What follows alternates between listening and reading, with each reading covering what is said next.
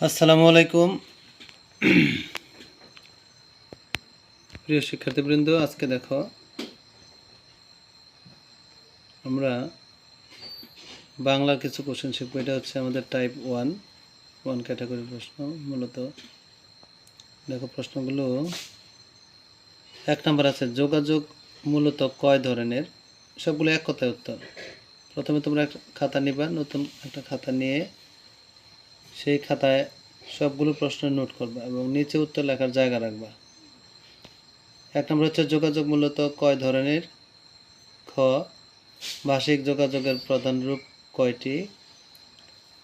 গ, অঞ্চলভেদে ভাষার রূপভেদকে কি বলে?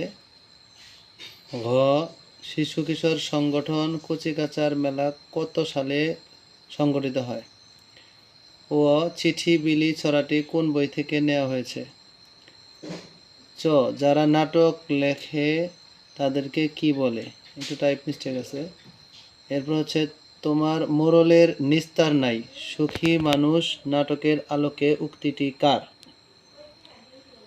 বর্গীয়জতে বনের ধারে চাঁদের আলো কেমন ছিল? জ, ছটফট করা শব্দের অর্থ কী? নিয়, কিভাবে নতুন নতুন ভাষা ও উপভাষার জন্ম হয়? ত, ধ্বনি উচ্চারণ করতে যেসব প্রত্যঙ্গ কাজে লাগে তাদেরকে একত্রে কি বলে? ঠ, ধ্বনি সৃষ্টিকারী বায়ু প্রবাহের উৎস কি? ড, ফুসফুস থেকে তৈরি বাতাস কিসের মাধ্যমে বের হয়? বাকযন্ত্রের মধ্যে সবচেয়ে সচল ও সক্রিয় প্রত্যঙ্গ কোনটি? বর্তমান লেখ্য ভাষার আদর্শ রীতি কোনটি? দেখো এবার আমরা এই পর্বে দেখো এখানে আরো কিছু কোশ্চেন দেওয়া আছে। সর্বনাম মূলত কয় ধরনের? খ, দেশ অনুযায়ী সর্বনামের পরিবর্তন হয়, ক্রিয়ারও যেমন পরিবর্তন হয়। গ, ছবি ও সংকেত কোন ধরনের? যোগাযোগের উদাহরণ। ভিন্ন ভিন্ন অঞ্চলের ভাষার রূপভেদকে কি বলে? কচিকাঁচার মেলা সংগঠনটি প্রতিষ্ঠা করেন কে? এরপরে আবার আছে কি চাহ শঙ্খচিল কার লেখা বিখ্যাত নাটক? এরপর আছে মোরলের উল্লিখিত রোগের নাম কি? বর্গীয়জতে সুখী মানুষ নাটকের উল্লিখিত গ্রামের নাম কি? প্রমিত উচ্চারণ লিখো। 3টি শব্দ দেওয়া আছে এখানে। দেখো, অত্যাচারী, আত্মীয়, বিশ্বাসী। এখানে কিন্তু আমাদের ভুল হয় বেশিরভাগ। এরপর 3 নম্বর দেখো সঠিক উত্তর খাতায় লেখো। বাংলাদেশের রংপুর অঞ্চলে কোন উপভাষার ব্যবহার পাওয়া যায়? যেমন এখানে আছে বরেন্দ্রী হবে না, বরেন্দ্র, রাঢ়ী, কামরূপী, পূর্বী। এবার 2 নম্বর বাংলা ভাষার আদি নিদর্শনের নাম কি? ক অপশন আছে চর্যাপদ, খতে আছে শ্রীকৃষ্ণ কীর্তন, গতে আছে মধু মালতী এবং ঘতে আছে হচ্ছে গদ্যরীতি। এরপরে দেখো 3 নম্বরে ফুসফুস থেকে তৈরি বাতাস কিসের মাধ্যমে বের হয়? নাসারন্ধ্র, মুখবিহবর, মুখবিহবর হবে, মুখগহ্বর আর কি, তালু, ক বা খ গবই।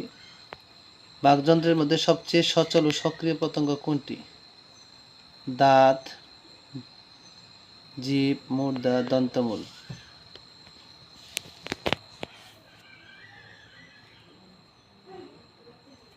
ধ্বনি সৃষ্টিকারী দেখো, ধ্বনি সৃষ্টিকারী বায়ু প্রবাহের উৎস কি? ফুসফুস, জিভ, তালু, ওষ্ঠ। মুখগহ্বরে কোন অংশের তালুর অবস্থান? যেমন বলা আছে সামনে, পেছনে, উপরে, নিচে। সাধুরীতির বৈশিষ্ট্য কোনটি? ক্রিয়ারূপ দীর্ঘ, বিশেষের আধিক্য, অনুসর্গ, সর্বনাম। যেমন শব্দার্থ আছে হচ্ছে দেয়া, দৃশ্য। লিঙ্গান্তর দেওয়া হয়েছে ক মায়াবী, ষোড়শ, অরণ্য। অর্থ লিখতে বলছে মোরক, সলিল। তো এখানে এই কোশ্চেনগুলো যেমন দেওয়া আছে। এখন দেখো আমরা যেটা করব, এই পর্বে আমরা হলো সবগুলোর উত্তর আমরা বলে দেব। তোমরা আগে চেষ্টা করবা নিজেরা, তারপরে আমরা উত্তর বলে দেব। প্রত্যেকে প্রশ্নগুলো খাতায় সুন্দরভাবে নোট করবা।